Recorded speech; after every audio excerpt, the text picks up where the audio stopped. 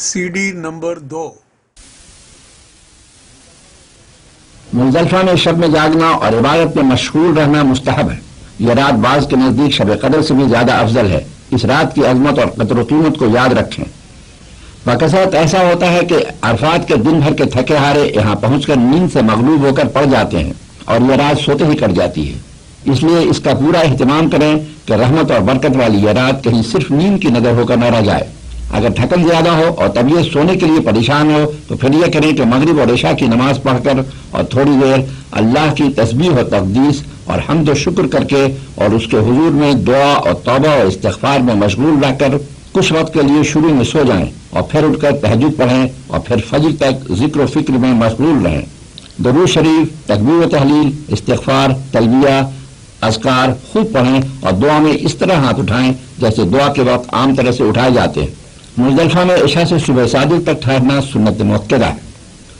सुबह सादिक हो जाने के बाद अव्वल वक्त फजर की नमाज पढ़ें। इसमें एक बेहतयाती होती है जिसका खास ख्याल रखें। मियाँ जाने की जल्दी में अक्सर लोग फजर के वक्त से पहले ही अजान देकर नमाज पढ़ लेते हैं और मुज़दलिफ़ा से रवाना हो जाते हैं। आप हरगिज़ किसी की अजान का एतबार न करें बल्कि अपनी घड़ी के एतबार से जब सुबह सादिक हो जाए उसके बाद फजर की नमाज पढ़ें।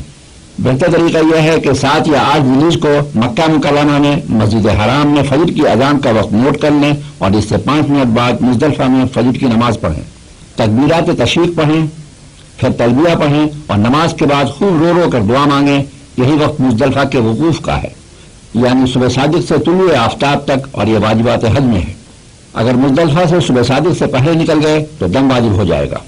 जब सूरज निकलने में अंदाजन 4-5 मिनट रह जाए तो मिना को रवाना हो। रास्ते में तलबिया और अज़कार करते हुए चलें। मुज़दलिफ़ा से रवानगी से पहले और बेहतर है कि अव्वल शब में 70 कंकरियां चुन लें जो खजूर की गुठली या मटर के दाने के बराबर हों। अगर मुज़दलिफ़ा से कंकरियां न ली तो बाद में किसी दूसरी जगह से हासिल करना मुश्किल हो जाएगा। 10 जुलूस को मुज़दलिफ़ा से मिना आकर सबसे पहला काम जमरा उक़बा की रमी करना है। इसके बाद कुर्बानी और फिर सर के बाल मिलाकर या कतरवा कर एहराम खोल देना है। ये तीनों काम इसी तरतीब से करने हैं, यानी पहले रमी, फिर कुर्बानी और फिर हजामत। अगर इस तरतीब के खिलाफ किया तो दम वाजिब हो जाएगा। आपने मुज़दलिफ़ा से कंकरियां चुन ली थी, उनको धो लें और आज के दिन सिर्फ जमरा उक़बा यानी बड़े शैतान को 7 कंकरियां मारें। बड़े शैतान को कंकरियां मारने का मसनून वक्त आफ्ताब तुलूब होने से शुरू होकर ज़वाल तक है। मुबाह वक्त बिला कराहत मगरिब तक है और कराहत के साथ मगरिब से शुरू होकर सुबह सादिक तक है। लेकिन अगर बूढ़े, ज़ईफ़ और मस्तूरात रात में हुजूम कम होने के वक्त रमी करें तो उनको इजाज़त है और उनके हक में इंशाअल्लाह ताला कराहत नहीं होगी। रमी से मुताल्लिक़ यह हिदायत याद रखें। कंकरियां मारने से पहले तलबिया पढ़ना बंद कर दें। मुस्तहब है कि कंकरी को अंगूठे और कलमा की उंगली से पकड़ें और यह भी मुस्तहब है कि रमी के वक्त हाथ इतना ऊंचा करें कि बगल खुल जाए और बगल की सफेदी नजर आने लगे। सुन्नत है कि जमरा से 5 हाथ या इससे ज्यादा फासले पर खड़े होकर रमी करें। इससे कम फासले से रमी करना मकरूह है। कंकरियां इस तरह फेंकें कि सुतून के आसपास या उससे करीब गिरें। अगर वो सुतून की वजह से 3 हाथ या इससे ज्यादा फासले पर गिरे तो दूर समझी जाएंगी और जायज नहीं होंगी। उसका इरादा कर दें वरना जज़ा लाजिम हो जाएगी। रमी के साथ तकबीर कहना मसनून है, बस जब कंकरियां मारें तो यह पढ़ते रहें, बिस्मिल्लाहि अल्लाहु अकबर रहमल लिश्शैतान व रिज़र लिर्रहमान। अगर ये पूरी दुआ याद न हो तो सिर्फ बिस्मिल्लाहि अल्लाहु अकबर पढ़ते रहें। सबसे अहम बात यह याद रखें कि रमी में नियाबत जायज नहीं है। बाज़ लोग अपनी तरफ से और खुसूसन औरतों की तरफ से भीड़ की वजह से किसी को रमी के लिए नायब बना देते हैं। ऐसा करना दुरुस्त नहीं है। खुद रमी करना वाजिब है, बस अगर सिर्फ हुजूम की वजह से खुद रमी नहीं करेंगे तो दम लाजिम हो जाएगा। पुल के ऊपर से रमी करना जायज है। पुल के ऊपर हर जमरा की ऐन सीध में काफी बड़ा सुराख हो गया है जिनके चारों तरफ मुड़ेर बनी हुई है। पुल के ऊपर से जो कंकरी जिस जमरा के सुराख के अंदर फेंकी जाती है वो उस जमरा के दायरे के अंदर गिरती है और रमी हो जाती है। 10 जुलूस को जमरा उक़बा की रमी से फारिग होकर कुर्बानी करें और याद रखें कि कुर्बानी खुद करना सुन्नत है। यह हज की कुर्बानी है और इसे दम शुक्राना कहते हैं। यह मुतमत्ते और कारिन वाजिब है। हनफी मसलक में यह भी वाजिब है कि पहले रमी करे फिर कुर्बानी और इसके बाद हजामत। हो सकता है वहां आपको कुछ लोग ऐसी किताबें या ऐसा फतवा देख लें जिसमें लिखा है कि इन तीनों कामों में से कोई काम भी आगे पीछे हो जाए तो कोई हर्ज नहीं है। ऐसी बातों पर न जाएं। रसूलुल्लाह सल्लल्लाहु अलैहि वसल्लम ने इसी तरतीब से अरकान अदा किए थे और हनफी फिक़ह में भी यह तरतीब जरूरी है, इसलिए अपने हनफी मसलक के हिसाब से अरकान अदा करें। ان دنوں ایک ادارہ قائم ہوا ہے جو قربانی کی ذمہ داری لیتا ہے اور حجاج کو اختیار ہے کہ اسلامی ڈیولپمنٹ بینک میں قربانی کی رقم جمع کر کے ان کو قربانی کا مختار بنا دیں۔ یہ قربانی کا وقت پہلے بتلا دیتے ہیں، لیکن دیکھنے میں آیا ہے کہ اس بتلائے ہوئے وقت پر قربانی نہیں ہوتی ہے، اس لیے جو حجاج اپنے جانوروں کی قربانی کا صحیح وقت جاننا چاہتے ہیں ان کو یہ اختیار دیا جاتا ہے کہ ایسے لوگ 30 یا زائد افراد کا اپنا ایک نمائندہ منتخب کریں۔ اس شخص کو خاص پرمٹ جاری کیا جائے گا جس کے ذریعے وہ بذات خود قربانی کی نگرانی کے لیے قربان گاہ میں داخل ہو سکے گا۔ آپ کا یہ نمائندہ جب واپس آ کر تصدیق کر دے کہ قربانی ہو گئی ہے تب حجامت بنائیں۔ خیال رہے کہ اگر آپ نے اس ہدایت پر عمل نہیں کیا، آپ کی طرف سے قربانی ہونے سے پہلے آپ نے سر کے بال مڈا لیے یا کدروا لیے تو پھر دم واجب ہو جائے گا، اس لیے کہ یہ اوپر بیان کی ہوئی ترتیب کے خلاف ہوگا۔ حضور صلی اللہ علیہ وسلم نے اپنے زمانے میں اپنی اور اپنی تمام امت کی طرف سے قربانی کی تھی، اس لیے امت کو بھی چاہیے کہ اپنی قربانی کے ساتھ حضور صلی اللہ علیہ وسلم کی طرف سے بھی ایک قربانی کریں۔ جن حضرات کے پاس مالی گنجائش ہو اس کا خاص خیال رکھیں، بلکہ ہر شخص کو چاہیے کہ گنجائش پیدا کرے۔ قربانی سے فارغ ہو کر سب سے پہلے حجامت بنا لیں، جس کی تفصیل پہلے بیان کی جا چکی ہے۔ حجامت بنانے کے بعد احرام ختم ہو گیا، نہا دھو کر سلے ہوئے کپڑے پہن لیں۔ اب حج کا دوسرا بڑا رکن ادا کرنا ہے، یعنی مکہ مکرمہ جا کر طواف زیارت کرنا، لیکن مینا میں ارکان ادا کرتے کرتے 10 ذی الحجہ کی شام ہو جائے گی اور آپ بہت تھک چکے ہوں گے، اس لیے بہتر ہے کہ کچھ دیر آرام کر لیں، اس کے بعد مکہ مکرمہ جائیں۔ اس سلسلے میں یہ بات یاد رکھیں کہ طواف زیارت حج کا رکن ہے، اس کا کوئی بدل نہیں ہے، یہ ساقط نہیں ہوتا ہے اور اس میں نعمت بھی جائز نہیں ہے، یعنی آپ کو خود طواف زیارت کرنا ہوگا۔ معلوم ہوا ہے کہ بعض لوگ ضعف یا ہجوم کی وجہ سے طواف زیارت نہیں کرتے ہیں۔ یاد رکھیں کہ اگر طواف زیارت نہیں کریں گے تو حج مکمل نہیں ہوگا اور بیوی سے جمع کرنا حلال نہیں ہوگا۔ 10 ذی الحجہ کو طواف زیارت کرنا افضل ہے اور 12ویں کے آفتاب غروب ہونے سے پہلے تک جائز ہے۔ اگر اس کے بعد کریں گے تو دیر سے کرنے کی وجہ سے دم واجب ہو جائے گا۔ اب یہ آپ کی طبیعت پر منحصر ہے کہ کتنا جلد مکہ مکرمہ جاتے ہیں۔ اگر بہت تھکے ہوئے ہیں تو رات کو مینا میں آرام کر لیں اور فجر کی نماز پڑھتے ہی مکہ مکرمہ چلے جائیں، اس وقت ہجوم کم ہوتا ہے، اس لیے اس فریضے سے فارغ ہو جائیں گے۔ یہ طواف آپ سلے ہوئے کپڑے پہن کر رہے ہوں گے، اس لیے اس میں استوا نہیں ہے، لیکن چونکہ اس کے بعد صحیح بھی کرنی ہے اس لیے اس طواف میں رمل کریں، یعنی طواف کے پہلے 3 چکروں میں پہلوان کی طرح اکڑ کر شانہ ہلاتے ہوئے قریب قریب قدم رکھ کر تیزی سے چلیں۔ طواف سے فارغ ہو کر حج دستور ملتزم پر دعا مانگیں، 2 رکعت نماز واجب الطواف پڑھیں، آب زمزم پئیں اور پھر حجر اسود کا نما استلام کر کے صحیح کے لیے صفحہ پر جائیں اور حج دستور صحیح کریں۔ آپ کے ساتھ اگر عورتیں ہیں تو صحیح کرتے وقت جنگلے سے قریب ہو کر چلیں، اس طرح عورتیں مردوں کے ہجوم سے بچی رہیں گی۔ اگر مکروہ وقت نہ ہو تو مستحب ہے کہ صحیح کے بعد حرم شریف میں آ کر 2 رکعت نماز نفل ادا کریں، اس کے بعد مینا واپس جائیں۔ 11 اور 12 ذی الحجہ کو تینوں جمروں پر کنکریاں اس ترتیب سے ماریں، پہلے جمرہ اولا پر جو مسجد خیف کے قریب ہے، اس کے بعد جمرہ وسطیٰ یعنی بیچ والے پر اور آخر میں جمرہ عقبہ پر۔ یہ ترتیب سنت ہے۔ جمرہ اولا اور جمرہ وسطیٰ پر کنکریاں مارنے کے بعد مجمع سے ہٹ کر دعا مانگیں، لیکن جمرہ عقبہ یعنی بڑے شیطان پر کنکریاں مارنے کے بعد کسی دن بھی دعا کے لیے ٹھہرنا سنت نہیں ہے۔ 11 اور 12 ذی الحجہ کو رمی کرنے کا وقت زوال آفتاب سے شروع ہوتا ہے اور مسنون وقت غروب آفتاب تک ہے، صبح صادق تک مکروہ وقت ہے، لیکن جیسا کہ پہلے بیان کیا جا چکا ہے اگر بوڑھے ضعیف اور مستورات رات میں ہجوم کم ہونے کے وقت رمی کریں تو ان کو اجازت ہے اور ان کے حق میں انشاءاللہ تعالیٰ کراہت نہیں ہوگی۔ 11 اور 12 ذی الحجہ کو رمی کرنے سے متعلق ایک بہت ہی اہم بات یاد رکھیں، جیسا کہ ابھی بیان کیا ہے 11 اور 12 ذی الحجہ کو رمی کرنے کا وقت زوال کے بعد سے شروع ہوتا ہے۔ کسی نے ان 2 دنوں میں سے کسی بھی دن اگر زوال سے پہلے رمی کی تو رمی نہیں ہوگی، زوال کے بعد دوبارہ رمی کرنی ہوگی ورنہ دم لازم ہو جائے گا۔ سننے میں آیا ہے کہ بعض معلم 12 ذی الحجہ کو زوال سے پہلے رمی کرا کر حجاج کو مکہ مکرمہ روانہ کرتے ہیں، اس طرح کرنا غلط ہے، ان کے کہنے پر عمل نہ کریں۔ 12ویں تاریخ کو زوال آفتاب کے بعد رمی کر کے غروب آفتاب سے پہلے مینا سے مکہ روانہ ہو جائیں۔ مکہ مکرمہ میں قیام کے دوران زیادہ سے زیادہ طواف اور عمرہ کرتے رہیں کہ یہ سعادت پھر کہیں اور نصیب نہیں ہوگی۔ مکہ مکرمہ میں قیام کے دوران اپنے علاوہ اپنے والدین، عزیزوں اور دوستوں کی طرف سے عمرہ کر سکتے ہیں۔ جیسے آپ کلام پاک کی تلاوت کر کے دوسروں کو اس کا ثواب بخش دیتے ہیں، اسی طرح حج، عمرہ یا طواف دوسروں کو ثواب پہنچانے کی نیت سے کر سکتے ہیں۔ بعض لوگ وہاں آپ کو گمراہ کریں گے اور عمرہ کرنے سے منع کریں گے، ان کی باتوں میں نہ آئیں۔ جب عمرہ کرنا چاہیں تو بہتر ہے کہ اپنی قیام گاہ پر پہلے غسل کر لیں اور اگر غسل نہ کر سکے تو وضو کر لیں، پھر احرام کی چادر باندھ کر تنعیم چلے جائیں جو مکہ مکرمہ سے 3 میل دور ہے۔ وہاں ایک مسجد ہے جو مسجد عائشہ کے نام سے مشہور ہے.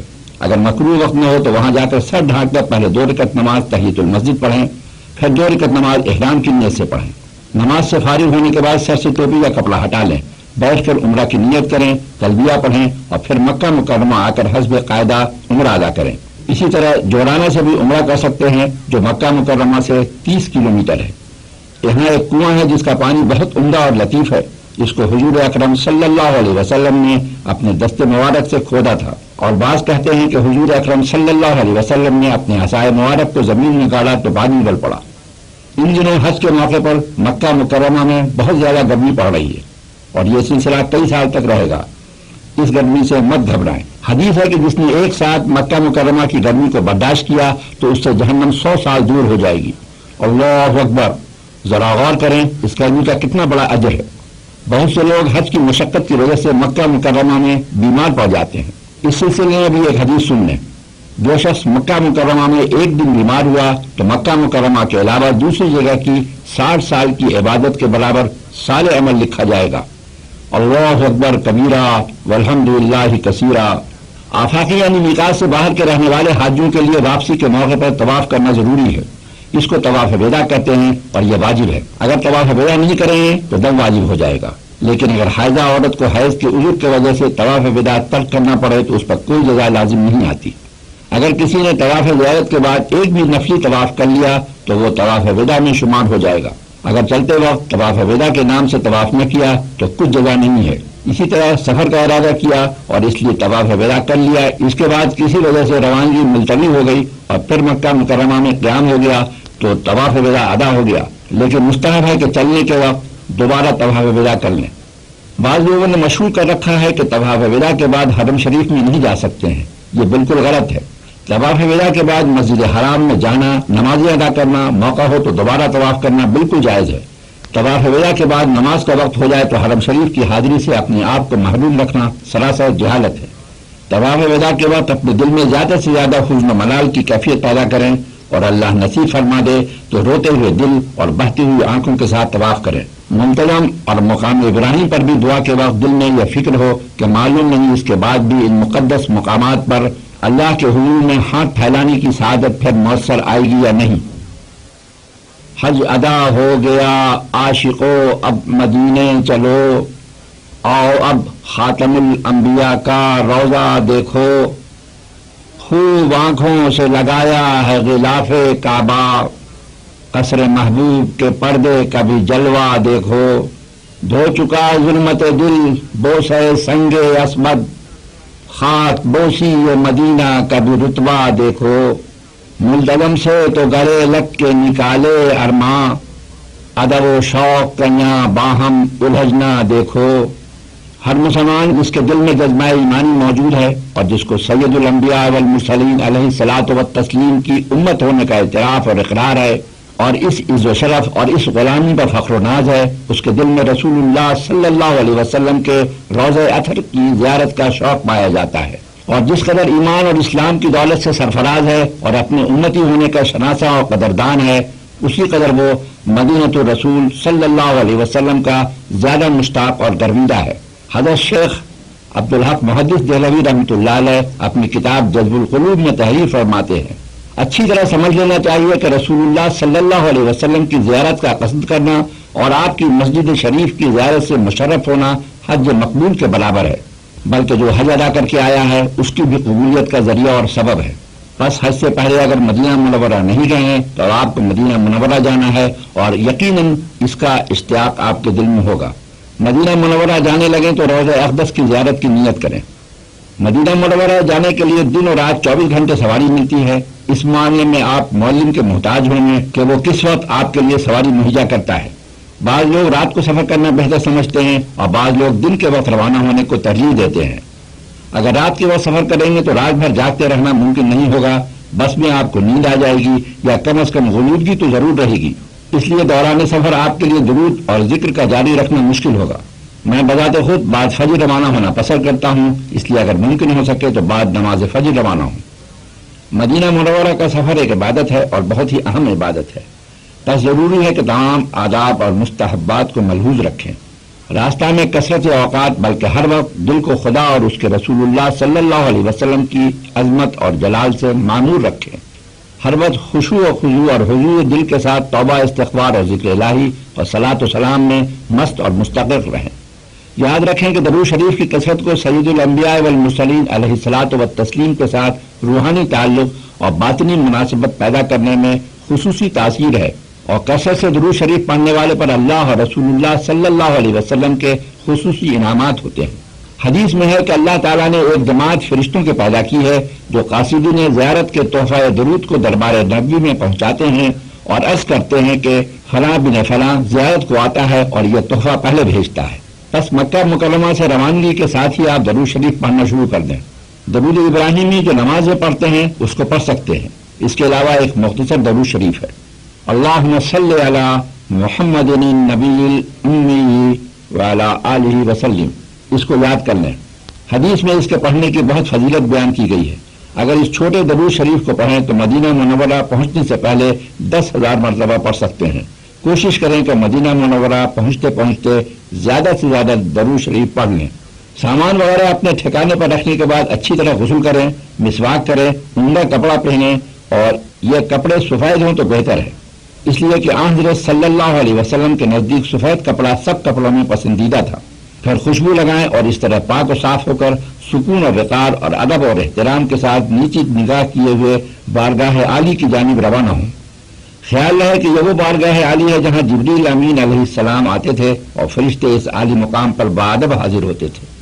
مسجد نبی میں باب جبریل سے داخل ہونا افضل ہے. ویسے کسی بھی دروازے سے اندر جا سکتے ہیں. پہلے دانا پیر اندر رکھیں اور پھر یہ دعا پڑھیں، بسم اللہ والصلاۃ والسلام علی رسول اللہ، اللہم اغفر لی ذنوبی وافتح لی ابواب رحمتک. اور اعتکاف کی نیت کریں کہ یا اللہ میں اعتکاف کی نیت کرتا ہوں، جب تک میں مسجد نبی میں رہوں میرا اعتکاف رہے. اگر باب جبریل سے داخل ہوں تو حجرہ شریف کے پیچھے کی طرف سے جائیں، آگے کی طرف سے نہ جائیں. اگر مکروہ وقت نہ ہو تو 2 رکعت نماز تحیۃ المسجد پڑھیں. موقع مل جائے تو یہ نماز ریاض الجنہ میں پڑھیں، ورنہ مسجد نبی میں کسی جگہ بھی پڑھ لیں.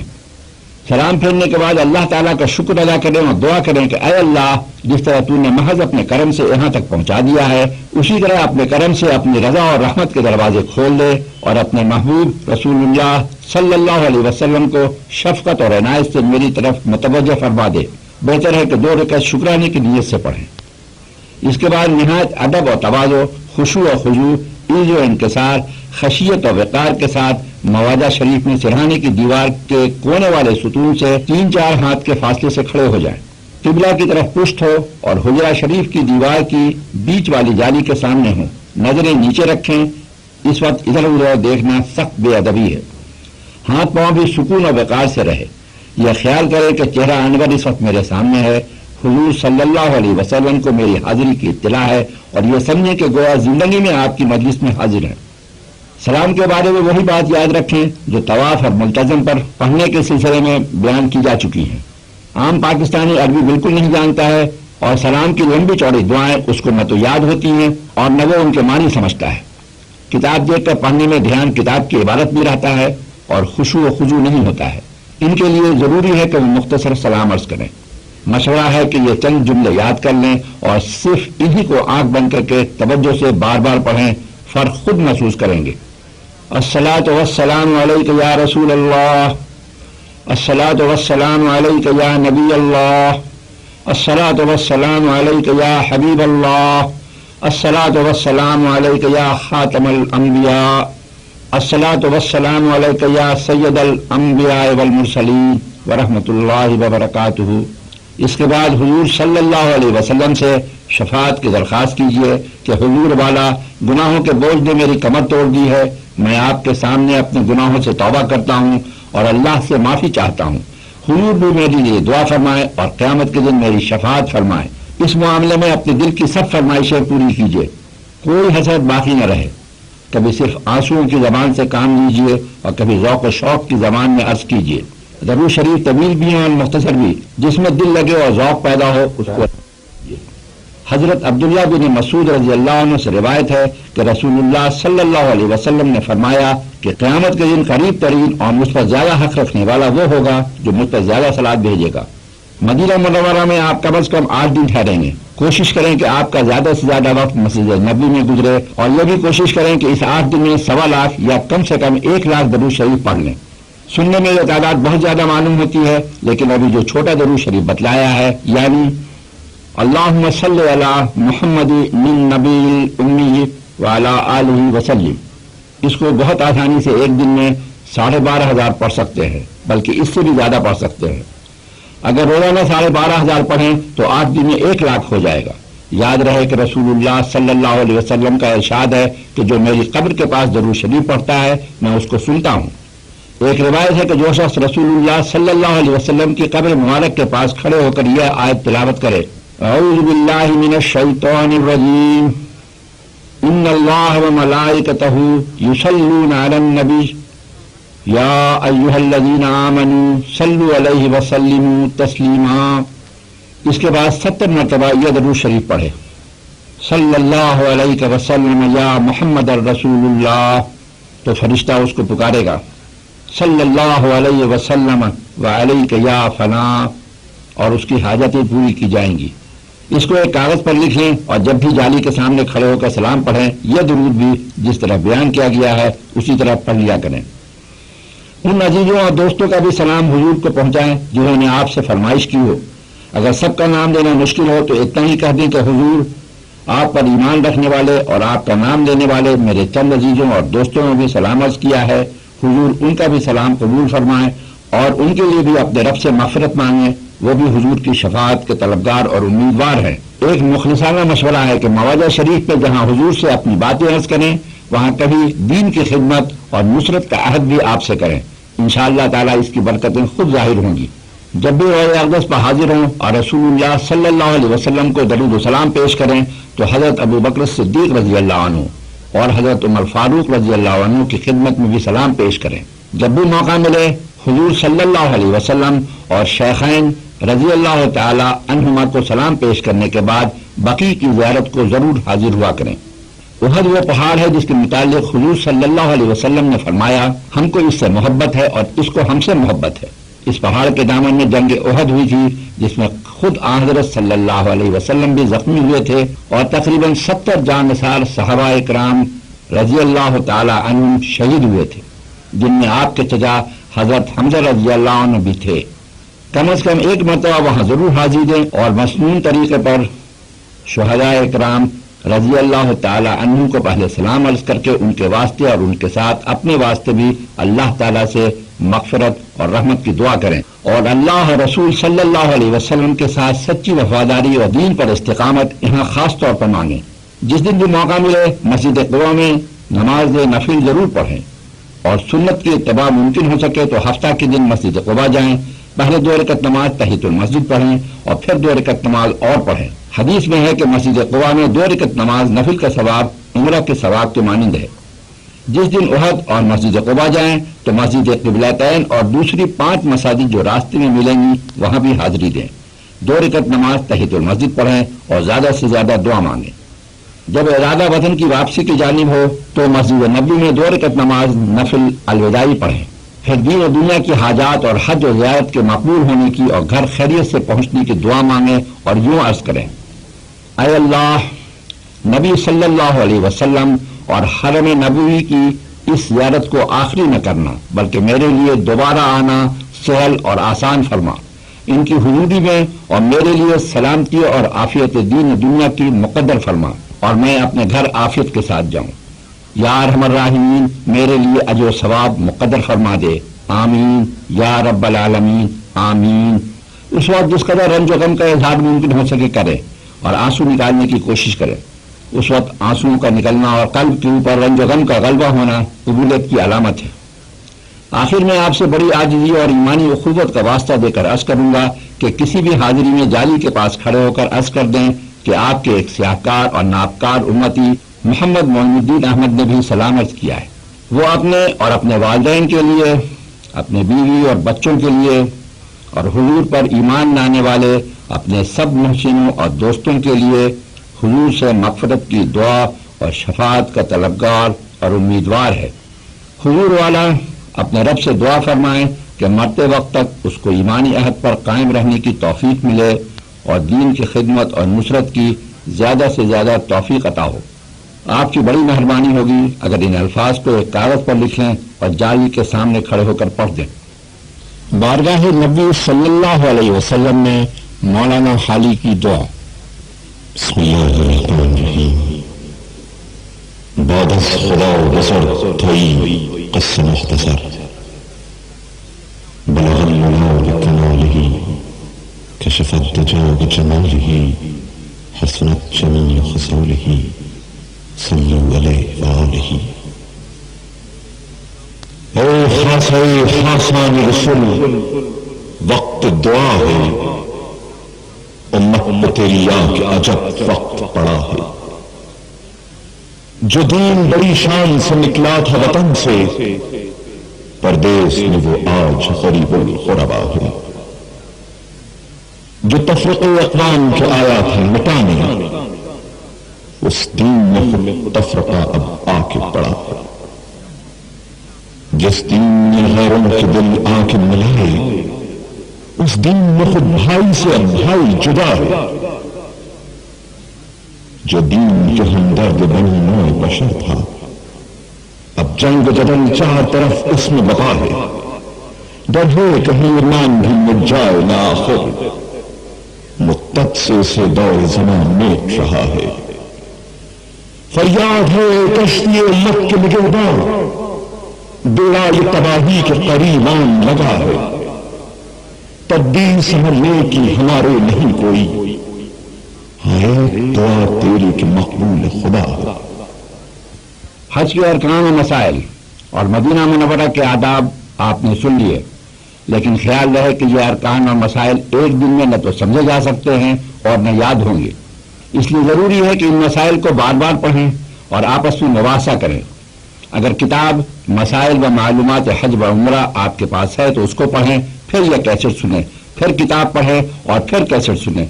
यह अमल जितनी बार आप करेंगे उतनी ही आप में पुख्तगी आएगी। जैसा कि शुरू में बयान कर चुका हूँ, यह किताब जिसका नाम है मसाइल व मालूमात हज व उम्रा, हनफी मजहब के दोनों मसालिक के जय्यद और चोटी के उलमा इकराम और मुफ्ती साहिबान ने इसकी तौसीक और तायीद की है और उनकी सर्टिफिकेट की फोटो कॉपी हर किताब में लगी हुई है।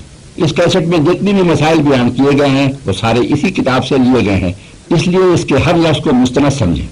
जैसा कि शुरू में बयान किया जा चुका है, अगर आपकी कोशिश हो कि दूसरे लोग हज के मसाइल और अरकान सीखें और समझें तो आपका यह फेल आपके अपनी उम्र और हज की मकबूलियत का बाइस बन सकता है। इसलिए मेरी दरख्वास्त है कि इस कैसेट की ज़्यादा से ज़्यादा कॉपी कराएं और दूसरे लोगों में तकसीम करें ताकि दूसरे भी मसाइल और अरकान से वाकिफ हो जाएं। यह काम एक तरह से तबलीगी काम है और बड़े सवाब का काम है। इसमें ज़्यादा से ज़्यादा हिस्सा लें। अब इस कैसेट के दूसरी तरफ मसाइल और अरकान से मुताल्लिक सवालात और उनके जवाबात सुनें, लेकिन इससे पहले एक बहुत ही मुख्तसर कव्वाली समाअत फरमाएं। आ गया लो आ गया हज का महीना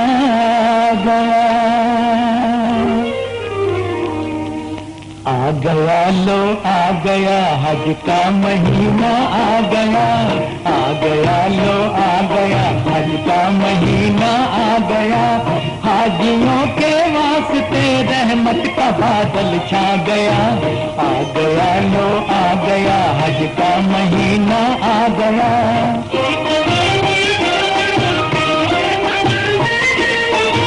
देखिए हुज्जाज होते हैं सफीने पर सवार, कलमाए तौहीद पढ़ते जा रहे हैं बार बार। आंख में आंसू है चेहरे पर खुशी का नूर है, इनका सीना जलवाए ईमान से मामूर है। अलविदा ऐसूए काबा जाने वालों अलविदा, दोनों आलम की मुरादें पाने वालों अलविदा। हाजियों को जब अजीजों ने खुदा हाफिज कहा, हर तरफ से फी अमानिल्लाह की आई सदा। आए थे जो लोग पहचाने तड़प तड़प कर रह गए, इस दफा भी कितने दीवाने तड़प कर रह गए। रुखसती का ये समा अहबाब को तड़पा गया, आ गया लो आ गया, हज का महीना आ गया।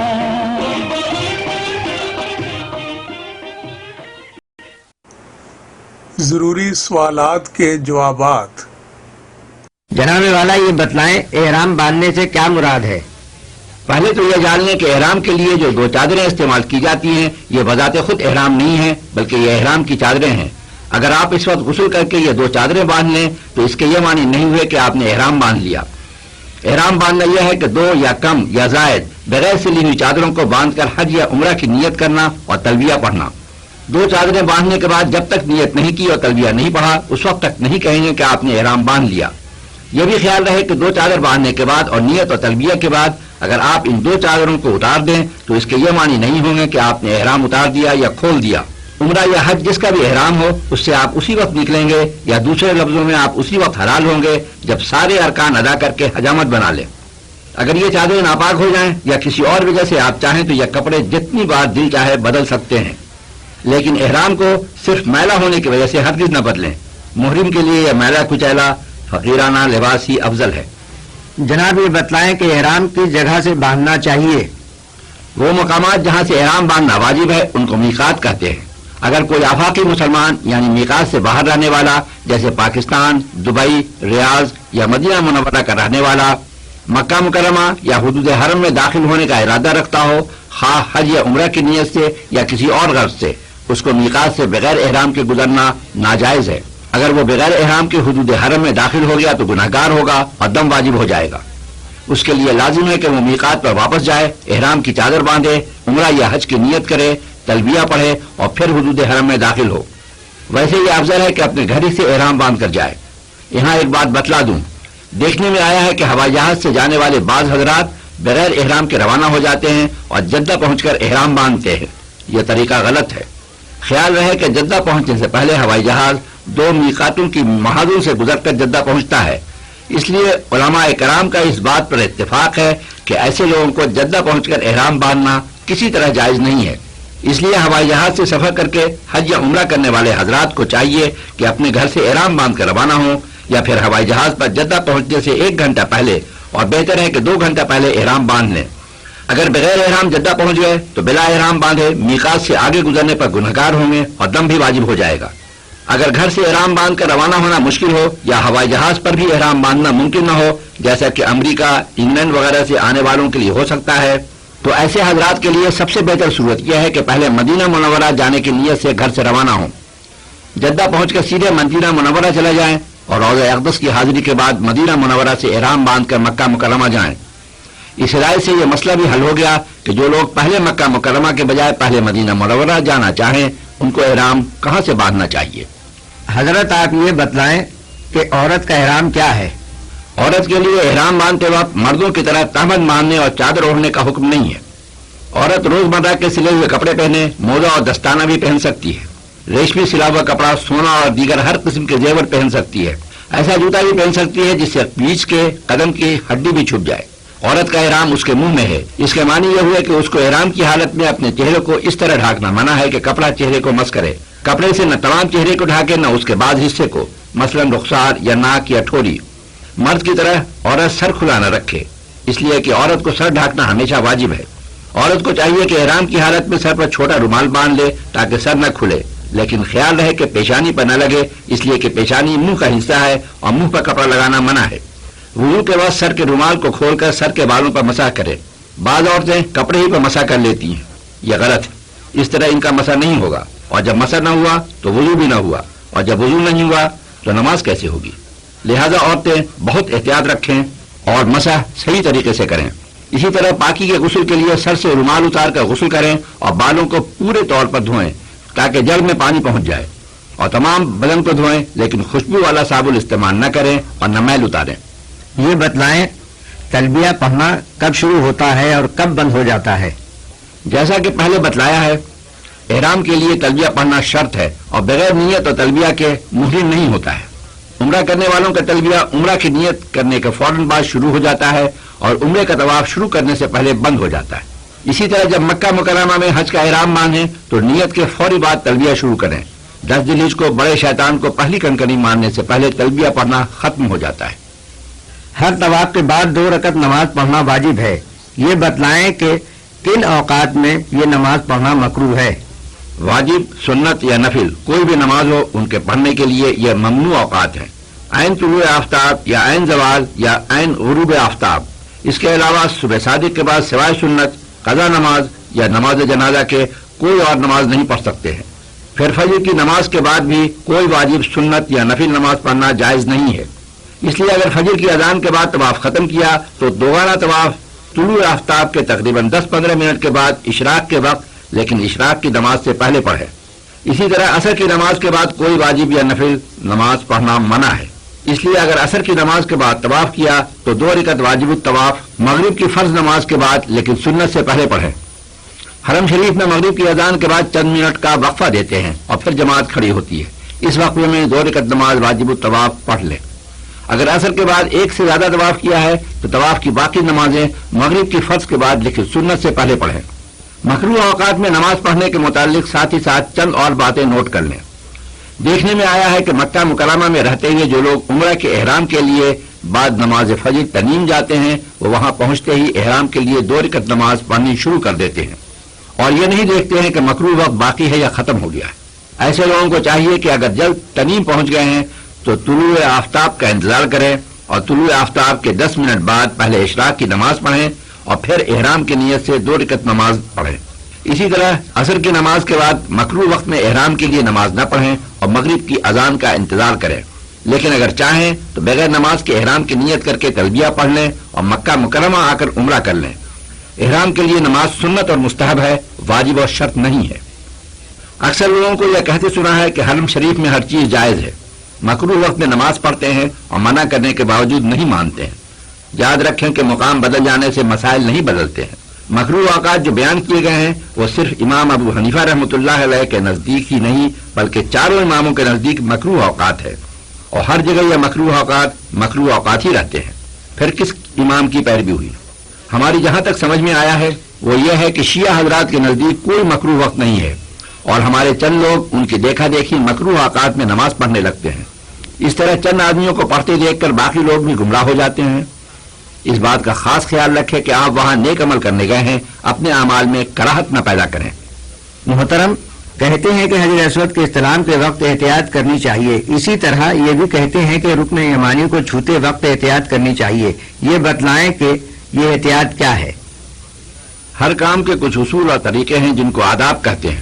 طواف کے دوران بیت اللہ شریف کی طرف سینہ یا پیٹھ کرنا مکروہ تحریمی ہے جو حرام کے برابر ہے۔ صرف حجر اسود کے استلام کے وقت بیت اللہ شریف کی طرف سینہ اور منہ کر سکتے ہیں۔ حجر اسود کا بوسہ لیتے وقت لوگ ہجوم کے دھکوں کی وجہ سے اپنی جگہ سے آگے پیچھے ہو جاتے ہیں۔ اس وقت چونکہ چہرہ اور سینہ بیت اللہ شریف کی طرف ہوتا ہے لہذا احتیاط ضروری ہے کہ سینہ بیت اللہ شریف کی طرف ہونے کی صورت میں بیت اللہ شریف کے دروازے کی طرف نہ بڑھیں، ورنہ ایسی حالت میں یہ سمجھا جائے گا کہ طواف کی اتنی مقدار بیت اللہ شریف کی طرف سینہ اور چہرہ کر کے کیا گیا ہے جو حرام کے زمرے میں آتا ہے۔ اسی لیے یہ مشورہ دیا جاتا ہے کہ ہجوم کے وقت حجر اسود کو بوسہ نہ دیں بلکہ دور ہی سے اشارے سے استلام کر لیں۔ رکن یمانی کو دونوں ہاتھ سے یا صرف دائیں ہاتھ سے چھونا سنت ہے۔ اس کو بوسہ دینا یا صرف بائیں ہاتھ سے چھونا خلاف سنت ہے۔ اگر ہاتھ سے چھوئیں تو احتیاط رکھیں کہ پاؤں اپنی جگہ پر رہے اور سینہ اور قدم بیت اللہ کی طرف نہ ہو۔ اگر ہاتھ لگانے کا موقع نہ ملے تو اس کی طرف اشارہ نہ کریں اور ایسے ہی گزر جائیں، اور یہی بہتر ہے، اس لیے کہ عام لوگ رکن یمانی کو ہاتھ لگاتے وقت طواف کے آداب کا خیال نہیں کرتے ہیں اور سینہ اور قدم بیت اللہ کی طرف کر دیتے ہیں، اور یہ منقطعات طواف میں ہے۔ بعض لوگ خود اپنی طرف سے اور خصوصاً عورتوں کی طرف سے بھیڑ کی وجہ سے کسی کو رمی کے لیے نائب بنا دیتے ہیں، کیا یہ درست ہے؟ رمی میں نیابت صرف اسی وقت جائز ہے اگر کوئی شرعی عذر ہو۔ شرعی عذر ایسی بیماری یا کمزوری ہے جس کی وجہ سے بیٹھ کر نماز پڑھنا جائز ہو، یا جمرات تک سوار ہو کر پہنچنے میں سخت تکلیف ہو، یا مرض کی شدت اختیار کرنے کا کبھی اندیشہ ہو، یا پیدل چلنے پر قدرت نہ ہو اور سواری نہ ملتی ہو۔ ایسا شخص معذور ہے، وہ اپنی طرف سے دوسرے آدمی کو نائب بنا کر رمی کرا سکتا ہے، لیکن جو لوگ اس تفصیل کے مطابق شرعاً معذور نہ ہوں انہیں ہجوم کی کثرت کی وجہ سے رمی چھوڑ دینا یا دوسرے سے رمی کرانا جائز نہیں ہے، خود رمی کرنا واجب ہے. ایسے لوگ صرف ہجوم کی وجہ سے رمی نہیں کریں گے تو دم لازم ہوگا. فقہا نے عورت اور بیمار اور ضعیف آدمی کے لیے ہجوم کے خوف کو عذر قرار دیتے ہوئے ایسے لوگوں کو رات میں رمی کرنے کو درست اور جائز کہا ہے. رات میں خصوصاً عشاء کی نماز کے بعد جمرات پر کوئی ہجوم نہیں ہوتا ہے، اس لیے عورتیں اور ضعیف مرد اس وقت اپنی رمی آپ کر لیں. جناب یہ بتلائیں کہ کن حالات میں مکہ مکرمہ میں اور مینا و عرفات میں قصر نماز پڑھنی چاہیے. شریعت میں مسافر اس کو کہتے ہیں جو اتنی دور جانے کا ارادہ کر کے گھر سے نکلے جہاں 3 دن میں پیدل پہنچ سکتے ہیں. عوام کی آسانی کے لیے خشکی میں 48 میل یا 77 کلومیٹر کی مسافت 3 منزل کے برابر سمجھی گئی ہے. ساتھ ہی ساتھ یہ بھی شرط ہے کہ 15 دن سے کم ٹھہرنے کی نیت ہو. موجودہ دور میں جبکہ تیز رفتار گاڑیاں اور ہوائی جہاز چلنے لگے ہیں، 48 میل کا سفر اگر 1 گھنٹہ یا اس سے بھی کم میں کرے گا تب بھی شرعاً مسافر ہی رہے گا. 15 دن یا اس سے زیادہ ٹھہرنے کی نیت ہو تو مسافر نہیں رہے گا بلکہ مقیم ہو جائے گا. لیکن اگر کوئی شخص 2 مقامات میں 15 روز سے زیادہ ٹھہرنے کی نیت کرے اور اگر وہ دونوں مقام مستقل جدا جدا ہوں تو وہ مقیم نہیں ہوگا. اس قانون کو یاد رکھیں. اس طرح اگر کوئی شخص 14 دن مکہ مکرمہ میں رہنے کا ارادہ کرے اور 5 دن مینا میں اور عرفات میں اور پھر 14 دن مکہ مکرمہ میں تو حالانکہ اس کا مجموعی قیام 15 دن سے زیادہ یعنی 33 دن ہو گیا، لیکن چونکہ یہ 33 دن کا قیام ایک جگہ نہیں بلکہ 2 مستقل جدا جدا مقامات میں ہوگا اس لیے وہ مسافر ہی رہے گا. پس جو حاجی مکہ مکرمہ میں ایسے وقت پہنچا کہ 8 ذی الحجہ تک 15 روز سے کم ہے تو وہ مسافر ہی رہے گا. اور ایسے شخص کو مینا اور عرفات اور مزدلفہ میں قصر نماز پڑھنی ہوگی، یعنی ظہر، عصر اور عشاء کی 4 رکعت فرضوں کے بجائے 2 رکعت فرض پڑھنی ہوگی. فجر، مغرب اور وتر میں کوئی کمی نہیں ہوتی ہے اور یہ تینوں نمازیں بدستور پڑھی جاتی ہیں. سنت اور نوافل میں بھی کوئی کمی نہیں ہوتی ہے. خیال رہے کہ مسافر کے لیے ظہر، عصر اور عشاء کی فرض نمازوں کو پورا یعنی 4 رکعت پڑھنا گناہ ہے. ہاں اگر بھول کا پڑھ لی اور دوسری رکعت میں قاعدہ کر لیا تو 2 رکعت فرض اور 2 رکعت نفل ہو گئی، لیکن سیدھا سہو کرنا ہوگا. اگر غلطی سے پوری 4 رکعت پڑھ کر سلام پھیر دیا اور گفتگو کر لی اور اس طرح سیدھا سہو کا موقع نکل گیا تو یہ 4 رکعتیں نفل ہو گئیں، اس لیے فرض نماز اثر نو پڑھے. حرمین شریفین میں مقیم امام نماز پڑھاتا ہے، اس کے پیچھے مسافر ہو تب بھی پوری 4 رکعت پڑھنی ہوگی. بہت سے حجاج اپنی ناواقفیت کی وجہ سے مقیم امام کے پیچھے 4 رکعت والی نماز میں 2 رکعت پر سلام پھیر دیتے ہیں. یہ غلط ہے اور ایسا کرنے والی کی نماز نہیں ہوگی. اگر امام مسافر ہو تو قصر کرے اور مقتدی اگر مسافر ہوں تو وہ بھی قصر کریں، لیکن جو مقتدی مقیم ہو وہ امام کے سلام پھیرنے کے بعد باقی 2 رکعتیں پوری کریں. مینا، عرفات وغیرہ میں اگر اپنے خیمے میں نماز پڑھ رہے ہوں تو نماز شروع ہونے سے پہلے معلوم کر لیں کہ امام مقیم ہے یا مسافر. حضرت یہ بتلائیں عرفات اور مزدلفہ کے علاوہ کسی اور جگہ بھی 2 نمازیں جمع کر کے پڑھی جا سکتی ہیں یا نہیں؟ عرفات میں صرف مسجد نمرہ میں ظہر اور عصر کی نماز کو جمع کر کے ظہر کے وقت پڑھتے ہیں اور مزدلفہ میں مغرب اور عشاء کی نماز کو جمع کر کے عشاء کے وقت پڑھتے ہیں. یہ حکم صرف عرفات اور مزدلفہ کے لیے ہے.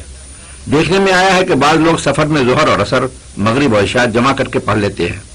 حنفی مذہب میں ایسا کرنا درست نہیں ہے، لہذا ایسا ہرگز نہ کریں بلکہ ہمیشہ اور ہر جگہ ہر نماز اس کے وقت پر پڑھیں سوائے عرفات اور مزدلفہ کے، جس کے متعلق ابھی بیان کیا جا چکا ہے. اس کے علاوہ تمام سال میں کسی جگہ بھی نماز ملا کر پڑھنا جائز نہیں ہے.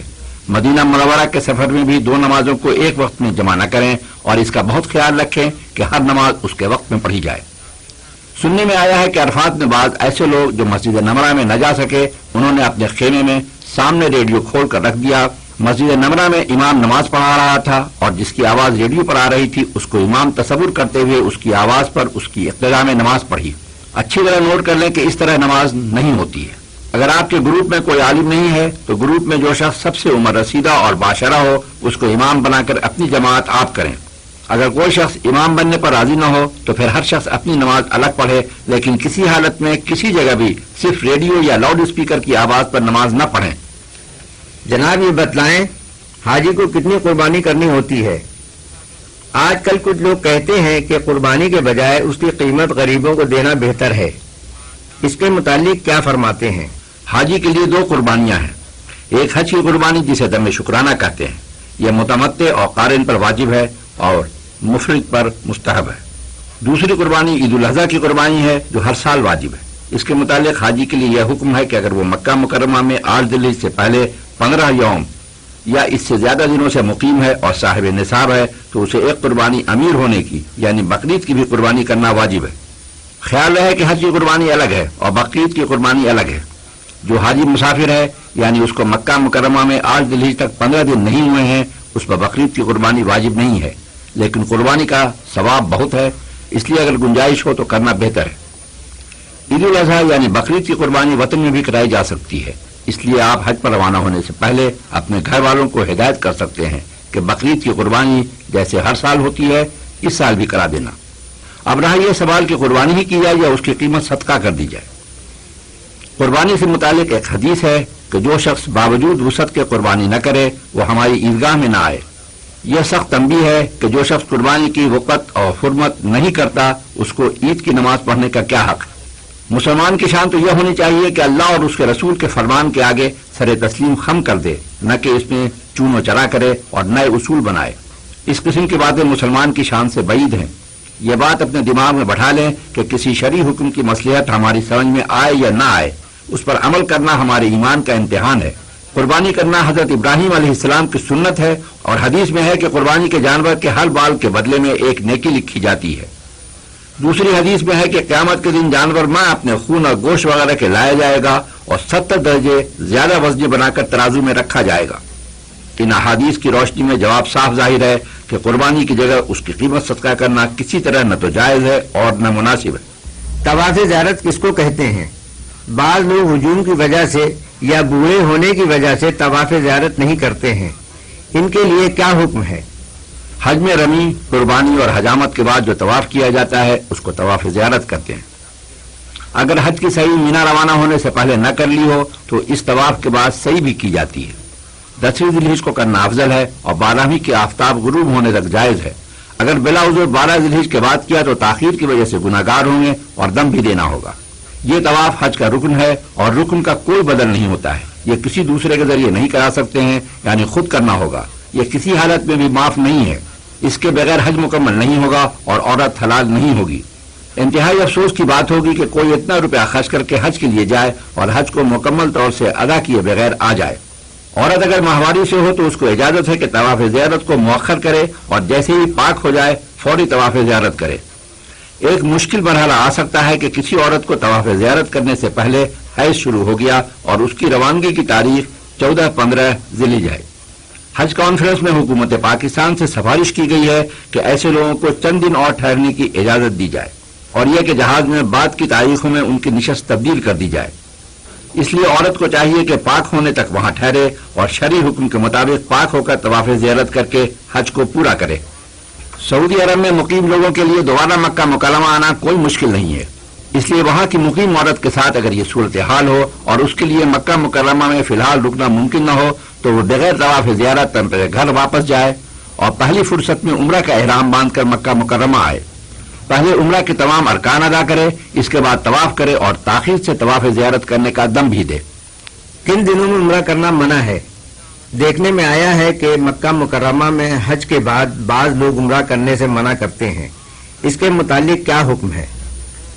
حج کے 5 دنوں میں یعنی 9 ذی الحجہ سے 13 ذی الحجہ تک عمرہ کرنا منع ہے۔ اس کے علاوہ سال کے باقی 360 دنوں میں جب چاہے اور جتنی دفعہ دل چاہے عمرہ کریں۔ ہمارے حنفی مذہب میں اس کی اجازت ہے۔ ہو سکتا ہے کہ کچھ لوگ وہاں آپ کو گمراہ کریں اور عمرہ کرنے سے منع کریں، بلکہ کچھ لوگ ایسی کتاب بھی دکھاتے ہیں جس میں عمرہ کرنا منع لکھا ہے۔ ان کی باتوں میں نہ آئیں اور اپنے حنفی مذہب کے مطابق افعال ادا کریں۔ صرف ایک بات کا خیال رکھیں وہ یہ کہ ایک دفعہ عمرہ یا حج کا احرام باندھ لیا ہے تو پھر دوسرا احرام اس وقت تک نہیں باندھ سکتے ہیں جب تک کہ پہلے احرام کے تمام افعال ادا کر کے حلال نہ ہو جائیں۔ جناب والا یہ بتلائیں حج قران کے کیا معنی ہیں اور اس کا کیا طریقہ ہے؟ قران کے لفظی معنی 2 چیزوں کے ملانے کے ہیں۔ حج کے ساتھ عمرہ کو بھی شروع سے جمع کریں، یعنی عمرہ اور حج دونوں کا ملا کر بیک وقت احرام باندھیں تو اس کو حج قران کہتے ہیں اور ایسا حج کرنے والے کو قارن کہتے ہیں۔ نیت کرتے وقت یہ نیت کریں کہ یا اللہ میں عمرہ اور حج کے احرام کی نیت کرتا ہوں، ان دونوں کو میرے لیے آسان بنا دے اور قبول فرما لے۔ مکہ مکرمہ پہنچ کر عمرہ کا طواف مع رمل اور استباء کریں، اس کے بعد عمرہ کی صحیح کریں، صحیح کے بعد حجامت نہ بنوائیں ورنہ دم واجب ہو جائے گا۔ اس کے بعد اسی دن یا پہلی فرصت میں طواف قدوم کریں۔ طواف قدوم کے بعد حج کی صحیح کریں کہ اس کو اسی وقت کرنا سنت ہے. صحیح کے بعد حجامت نہ بنوائیں. احرام کی حالت ہی میں مکہ مکرمہ میں رہیں اور نفلی طواف خوب کرتے رہیں. نفلی طواف کے بعد صحیح نہیں ہوتی ہے، اس لیے نفلی طواف میں رمل اور استوا نہ کریں. 8 ذی الحجہ کو سورج نکلنے کے بعد اسی احرام میں مینا جائیں اور جیسے پہلے بیان ہو چکا ہے حج کے تمام ارکان ادا کریں. قربانی کے وقت یاد رکھیں کہ قران کی قربانی کی نیت کریں ورنہ قران کی قربانی نہیں ہوگی. اگر کسی دوسرے کے ذریعے سے قربانی کرائیں تو اس کو تاکید کر دیں کہ قران کی قربانی کی نیت کر کے قربانی کرے. حجامت کے بعد مکہ مکرمہ جا کر طواف زیارت کریں اور چونکہ حج کی صحیح پہلے کر چکے ہیں اس لیے صرف طواف کریں اور چونکہ اس طواف کے بعد صحیح نہیں کرنی ہے اس لیے اس طواف میں رمل نہ کریں. جناب یہ بتلائیں جنایات کیا ہیں اور اس کے کیا معنی ہیں؟ جنایات جنایت کی جمع ہے. جنایت کا معنی ہے برا کرنا اور شرعی نگاہ سے اس کے معنی ہے حرام فعل کا ارتکاب کرنا. حج کے بیان میں جنایت سے مراد وہ کام ہے جس کی حرمت احرام یا حرم کی وجہ سے ہو اور اس میں قصدن یا سہون کوتاہی کرنا. حرم کی جنایات یعنی جن امور کا حدود حرم میں کرنا منع ہے خواہ وہ احرام کی حالت میں یا بغیر حالت احرام میں ہو وہ دو ہیں. ایک حرم کے جانور کو چھیڑنا یعنی شکار کرنا اور تکلیف پہنچانا، دوسرا حرم کا درخت اور گھاس کاٹنا. احرام کی جنایات یعنی وہ چیزیں جن کا احرام میں کرنا منع ہے وہ یہ 8 ہیں. خوشبو استعمال کرنا، مرد کو سلے ہوئے کپڑے پہننا، مرد کو سر اور چہرہ اور عورت کو چہرہ اس طرح ڈھانکنا کہ کپڑا چہرے کو مس کرے، بال دور کرنا یا بدن سے جو مارنا یا جدا کرنا، ناخن کاٹنا، جمع کرنا، خشکی کے جانور کا شکار کرنا، واجبات حج میں سے کسی واجب کو ترک کرنا. خیال رہے کہ قصدن جنایات کا کام کرنا گناہ ہے اور جزا دے دینے کے بعد بھی وہ گناہ معاف نہیں ہوتا. جزا صرف دنیا کے لیے سزا ہے اور اس گناہ کی معافی کے لیے سچے دل سے توبہ کرنا لازمی ہے. جنایت کے ارتکاب کے بعد کیا کرنا ہوتا ہے اس کی مختصر تفصیل یہ ہے. کسی بڑے عضو پر خوشبو لگ گئی تو دم دینا ہوگا. چھوٹے عضو پر خوشبو لگی تو صدقہ یعنی 2.25 کلو گیہوں. خوشبودار صابن 2 بار یا اس سے زیادہ مرتبہ استعمال کیا تو دم اور 1 بار استعمال کیا تو 2.25 کلو گیہوں صدقہ. اگر جوتا 1 دن یا 1 رات پہنے رہا تو دم، اس سے کم پر 2.25 کلو گیہوں صدقہ اور اگر 1 گھنٹے سے کم پہنا تو 1 مٹھی گیہوں صدقہ. 1 دن یا 1 رات یا اس سے زیادہ سر یا چہرہ یا ان کا چوتھائی حصہ کسی کپڑے سے ڈھانکا یا عورت نے صرف چہرے کو اس طرح ڈھانکا کہ کپڑا چہرے کو لگے تو 1 دم واجب ہوگا. اگر چوتھائی سے کم ڈھانکا یا 1 رات یا 1 دن سے کم ڈھانکا تو 2.25 کلو گیہوں صدقہ. اگر 1 گھنٹے سے کم ہو تو 1 مٹھی گیہوں صدقہ. احرام کی حالت میں کپڑے وغیرہ سے منہ پوچھنا جائز نہیں ہے کہ چہرے کو کپڑا لگتا ہے. ایسی صورت میں گھنٹہ بھر سے کم کپڑا چہرے کو لگا تو 1 مٹھی گیہوں خیرات کرنا واجب ہے. اگر نوچنے کھجلانے وغیرہ سے داڑھی یا سر کے بال 3 تک گریں تو ہر بال کے بدلے 1 مٹھی گیہوں صدقہ اور 3 سے زائد بال پر 2.25 کلو گیہوں. اگر عبادت والے عمل مثلا وضو کرتے ہوئے داڑھی کے 3 بال گریں تو 1 مٹھی گیہوں صدقہ اور 3 بال سے زیادہ گریں تو 2.25 کلو گیہوں. یاد رکھیں کہ دم کا حدود حرم میں دینا لازم ہے، حرم کی حدود سے باہر جائز نہیں ہے. صدقہ یا قیمت صدقہ کہیں بھی دیا جا سکتا ہے. دوسری بات یہ کہ جنایت سے واجب ہونے والے دم کا گوشت خود کھانا جائز نہیں ہے. الحمدللہ سوالات اور ان کے جوابات کا سلسلہ مکمل ہوا اور بفضل الہی یہ ریکارڈنگ آج بتاریخ 19 جمادی الاول 1407 ہجری مطابق 20 جنوری 1987 عیسوی بمقام کراچی مکمل ہوئی. دعا کے لیے ہاتھ اٹھائیں. آئیے اب دعا کریں. اللہم یا رب العالمین، یا رجاء السائلین، یا ارحم الراحمین. مولا ہم تیرے بندے تیرے حبیب کی امت ہے. یا اللہ اپنے حبیب کی برکت سے ہمارے حج اور عمرہ کو مقبول اور مبرور فرما. ارکان اور افعال کے ادا کرنے میں ہم سے جو بھی کمی رہ جائے اس کو محض اپنے کرم اور فضل سے معاف فرما دے اور اپنے خزانہ خاص سے اس کمی کو پورا کر دے. اس کیسٹ اور اس سے متعلق چیزوں کی تیاری میں جن جن لوگوں نے حصہ لیا ہے یا اللہ ان تمام لوگوں پر اپنا فضل فرما اور ایسے تمام لوگوں کو عمرہ اور حج کی بار بار توفیق عطا فرما. یا اللہ ہم تمام لوگوں کا ایمان پر خاتمہ فرما اور اپنے حبیب کی شفاعت نصیب فرما. یا سامع الدعا اسمع دعانا واقض حوائجنا ويسر أمورنا واشرح صدورنا ونور قلوبنا واختم بالصالحات أعمالنا.